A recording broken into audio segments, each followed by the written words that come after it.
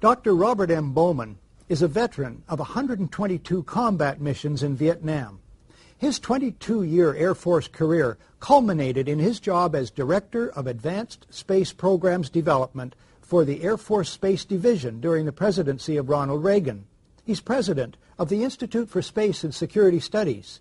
His presentation to the Citizens Inquiry was titled, "A Fighter Pilot Looks Back at 9/11 and Forward to a Resurrected America."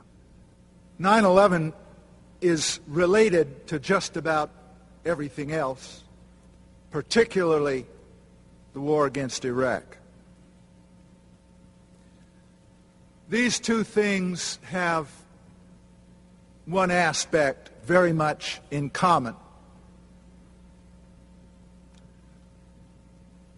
They are both, in my opinion, treason. The cabal of neoconservatives at PNAC, I think you all know what that is, who planned this war, Cheney, Rumsfeld, Wolfowitz, Libby, Pearl, Jeb Bush, even before W became president, I don't say elected, I say became president, this cabal knew the American people would not stand for a war against Iraq unless there was, as they put it in their own document, a new Pearl Harbor. 9/11 supplied that. In other words, 9/11 was a false flag operation. That's one term to describe an act carried out to make it appear it was done by someone else. Next, the man who's written the book on false flag operations. Webster Tarpley is an historian and journalist based in Washington, D.C. He has studied the dark world of intrigue, peopled by patsies, paid killers known as operators, and moles, government officials who flout their own country's laws. He made 2 presentations to the International Citizens Inquiry into 9/11. They are uncompromisingly titled "The 9/11 Terror Fraud, a Coup Against Civilization." Now here I would submit is a very important diagram that I commend to your attention, and I want to tarry and look at it for a moment. We are dealing with state-sponsored false flag terrorism. I don't mean state-sponsored in the sense that it has to be sponsored by the entire command structure of the country in question, but that it is carried forward by a private network ensconced and infesting decisive nodal points in the state apparatus of that country. I'll try to show you what I mean.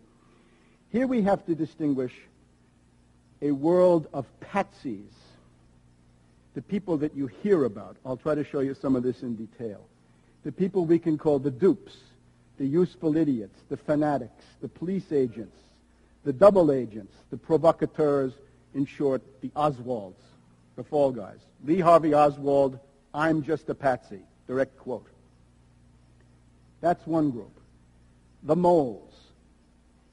This is the group of government officials, the network of government officials whose loyalty is not to the command structure, the Constitution, or their country in some diffuse sense, but rather their loyalty goes to a private intelligence network, a private clique, faction, a group of putschists, if you will, people trying to have a coup d'etat. You also have to distinguish the professional killers. These are the cold-blooded technicians of murder.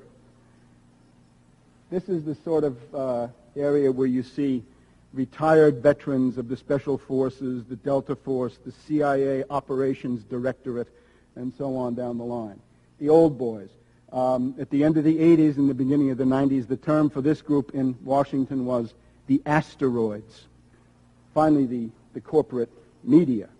They are the indispensable ingredient, because without them, you can't have anything.